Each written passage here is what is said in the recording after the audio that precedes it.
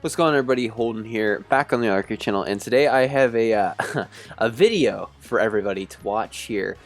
It's a bit of a longer one. I think it's around like 29 minutes or so, and it is my summons for the Goku/Gohan banner. Currently, my screen is frozen on my computer for the video. I don't know what the fuck that's all about, but yeah, I'm recording this commentary after the fact because I had multiple different sessions where I was summoning for these units. What do you expect, right? So I figured I would just come in here and, you know, just briefly say hello and step by and, you know, wave and everything to the people who are going to watch this. Even if you want to click off now, that's fine. Because you're, trust me, you're not in for much of a surprise here. It's about what the title says. But yeah, so initially I wasn't going to spin on this banner, but then literally everybody in my server basically got the units. So that was annoying. So I wanted to spin on it, and yeah, I'm not really happy about the results, but I mean, it could have been worse. I mean, I got dupes in a lot of units that I needed dupes for, except for AGO Gohan. Obviously, I didn't need him anymore, but I got Videl to 2 dupes. I got Super Vegeta to 2 dupes as well, but the rest of the summons I won't leave a spoiler. Just know that there was a lot of units in here that I hadn't had in my box yet that I did actually end up eventually pulling, so that's cool. But no Goku/Gohan, no Cell at all, nothing like that, really, like nothing grandiose. But I suppose I could talk about the units for a little bit. The units are cool. My issue is that I feel like a lot of people are overrating and underrating certain aspects of these units. For example, I feel like a lot of people overrate Cell's perfect form. He's fantabulous. He's great. He's really strong offensively and defensively.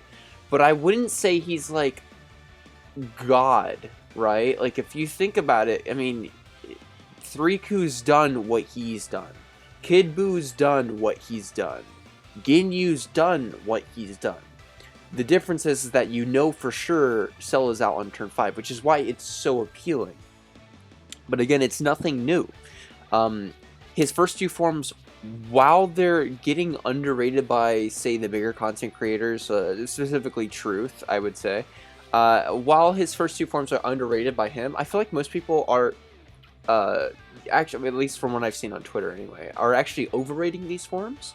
They're great, but their APT, for one, I mean, I know a lot of people don't like to talk about APT, but like, they give a good idea of the unit, and whenever you're comparing their APT to other APTs, they're very low.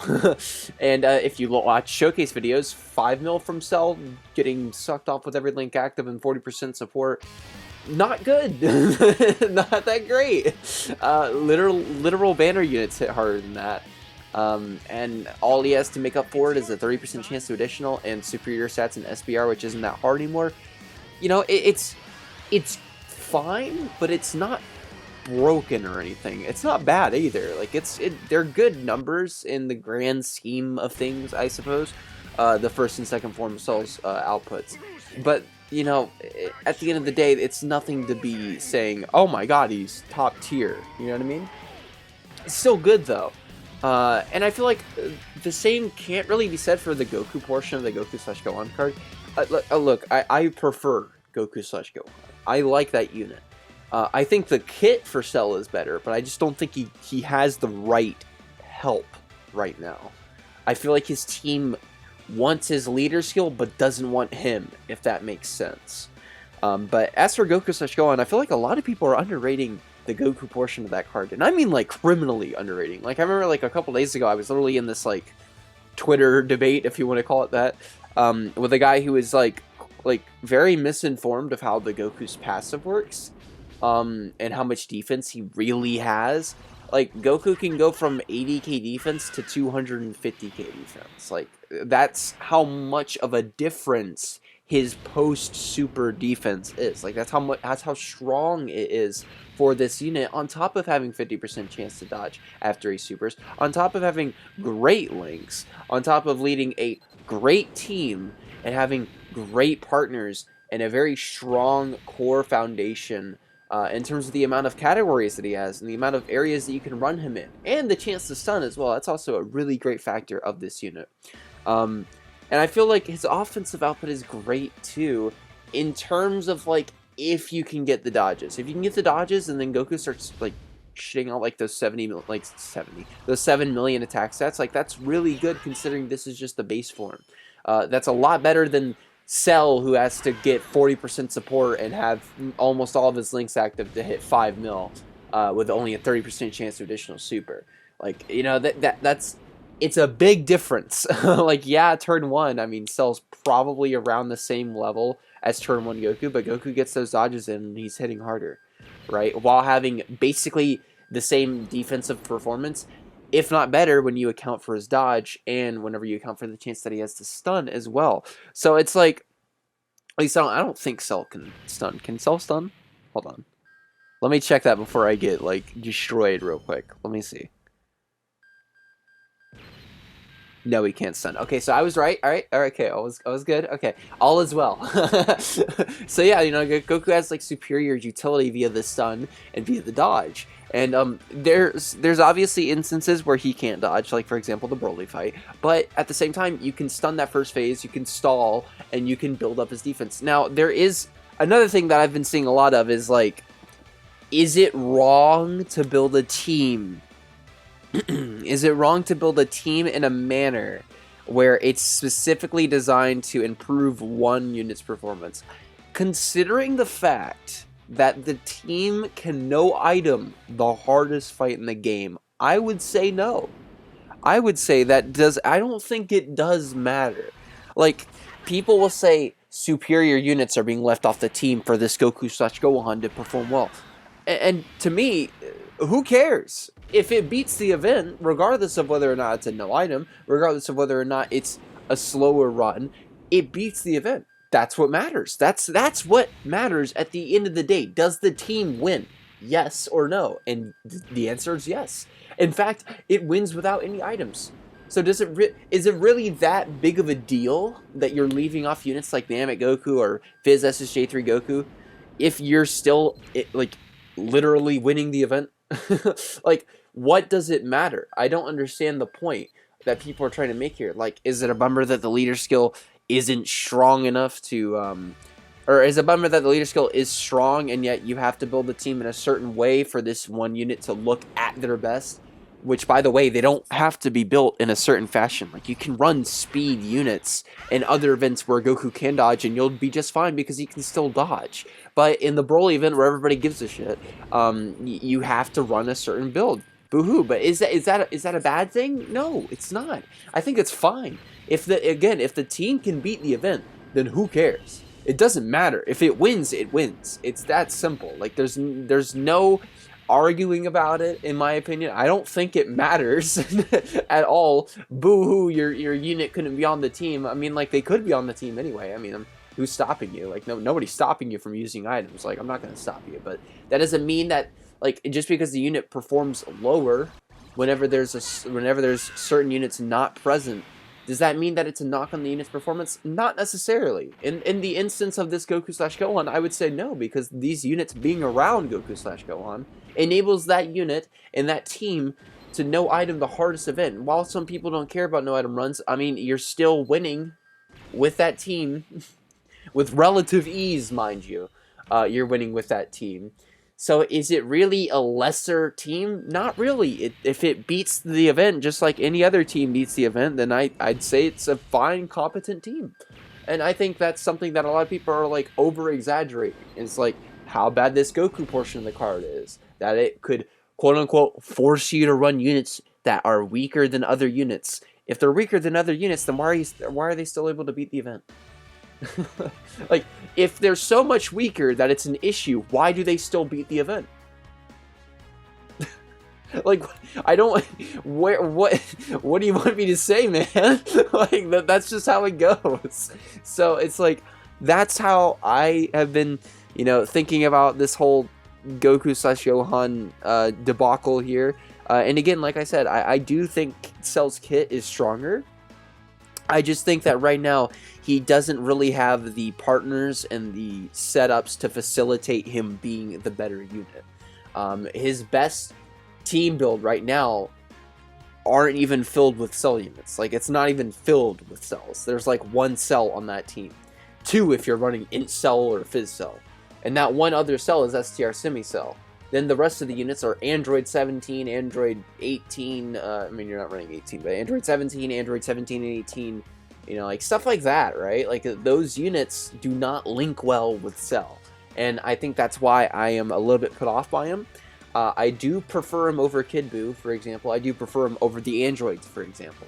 But I would also understand if you have the androids above him, too. I mean, whatever. It doesn't really matter at this point who puts who above, you know, what unit and which unit gets below what unit and, you know, so on and so forth. But for me personally, I would say the androids are worse than Cell. But I would also say that Cell is worse than Goku/Gohan, again, for this whole reason that he doesn't have the partners to facilitate his power. And I would say the Goku/Gohan is probably, like, below 3Ku, below Ginyu as well. I would say Ginyu's still probably the second best TUR, and Goku's #1, obviously, for me. So, like, I wouldn't say that these guys are, like, monumentally power-breaking or anything, but they're still great units that dominate the red zone. So, I mean, like, who really cares which one is better at the end of the day if they can both perform great in the hardest form of content, right? Like, whatever. So, yeah, that's my thoughts on these units. As for the banner units, 17 and... Or not 17. 18 and 16 is... You know, they're good, actually. Like, people are a little bit underrating them. I think their design is very wonky, but at the end of the day, they are still well built. They do still have, like, a good foundation to perform off of. Like, it's not the worst thing in the world. Like, they suck, but they don't suck, if that makes sense. AGL Super Saiyan Vegeta, however, that guy's good. I love that unit. I could talk about that guy for days, man. He's outperforming STR Super Vegeta defensively. He ends up outperforming him offensively whenever he's in his peak scenario. He has the same link set as STR Super Vegeta. He has super effective too while being AGL, which means that you don't even need dupes for him to be at his peak. Oh my god, I love that unit so much, and he's got tons of categories. My problem with him, though, is actually about his categories, and while he does have a good amount of them, he's missing Exploding Rage and Revenge, and Full Power. Like, am I the only one that thinks that's kind of weird? Like, if you go back and watch that scene, and you watch what Vegeta looks like when he is, like, whenever his hair flicks blonde, like, whenever it flicks into Super Saiyan, you cannot tell me that is not Super Vegeta. You can't look me in the eyes and tell me that that isn't Super Vegeta. Because it is. That is Super Vegeta. It 100% matches the concept art for Super Vegeta. Like, to a T. That is Super Vegeta. It's not Super Saiyan Vegeta. He is going full power because his son just died. He is exploding with rage, which Dokkan literally acknowledges by calling him Boiling Rage. I'm pretty sure, right? Is that what his passive name is? Hold on, let me check. Boiling Rage, yeah. So they even know. They even know that he's exploding with rage. And he's attacking Cell, getting revenge on his dead son. Like... What more could you want? Like, he should be on all 3 of those categories, but he's not. But whatever. But yeah, that unit's great. I love him. He's one of the best banner units in the game. And yeah, so I mean, I think that's really all I had to say about these units. I am a little bit disappointed that I got shafted. Obviously, I mean, like, it feels like every single banner except for Fizz Goku for the last 2 years I've had to go 1K stones in to get 1 copy of them. It's getting a little bit old now. You know, again, ever since I started spending normally on this game, like regularly spending, I've always had to go at least 1K stones in to get 1 copy of the unit. Namek Goku was my worst shaft. I had to go 1,700 stones for just 1 copy of him. And then I rainbowed Tech Piccolo off of that banner, which is horrible. And I didn't even pull Fizz Bootanks off the banner. Like, I didn't get 1 copy of him off of that banner. Like that, which is even scarier to think about. Because, like, what if that was Goku? But yeah, like, I've been getting shafted for a long time. Fizz SSJ3 Goku was like my one, you know, break of grace, right? But now it's just back to the same thing. So I'm a little bit scared for the 7th anniversary because I'm done summoning until the 7th anniversary now, no matter what comes out. Even if it's superhero stuff, I don't think I'm gonna be able to summon. And I'm gonna buy all the sales for the 7th anniversary, which is like $500 or some shit like that, like all together, which is around 1,500 stones plus whatever I save up. But even then, it's like, dude, like I said, like with Name Goku, it took me 1,700 stones to get one copy. I'm afraid for the 7th year, dude. I'm terrified because I want to walk away with both of them, but I want to walk away with like the 4s like immediately, and then like just put all my stones in the Gods banner. Not because I like the Gods more. I like STR Goku more, but simply because I'd like to rainbow AGL full power Frieza. I'd like to like get more dupes in my blue fusions. I'd like to fully rainbow the SSJ2 Goku and Vegeta because I'm like the only person on the planet who doesn't have those pieces of crap rainbowed. Like I'd like to get more dupes in Bootanks. I'd like to get more dupes in UI Goku. Like, I would prefer to get more of the units on that banner. I mean, I guess Fizz Gogeta, but, like, besides Fizz Gogeta, I'd prefer to get more units on that banner than I would on the 4's banner. And plus, Broly's on it, and, you know, I'm obligated to summon for Broly.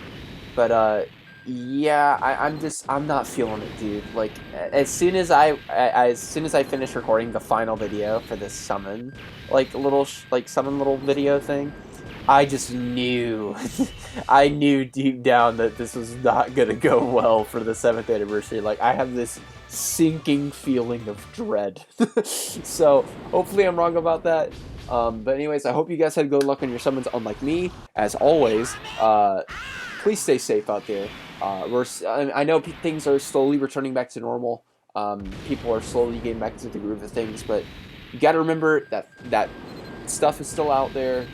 It's still not 100% safe, so please be careful. Make sure that you're enjoying like the time that you spend on this game as well, and if you're not enjoying your time on this game, please quit it. Don't be an idiot like me. And I'll talk to you guys later. Bye, guys.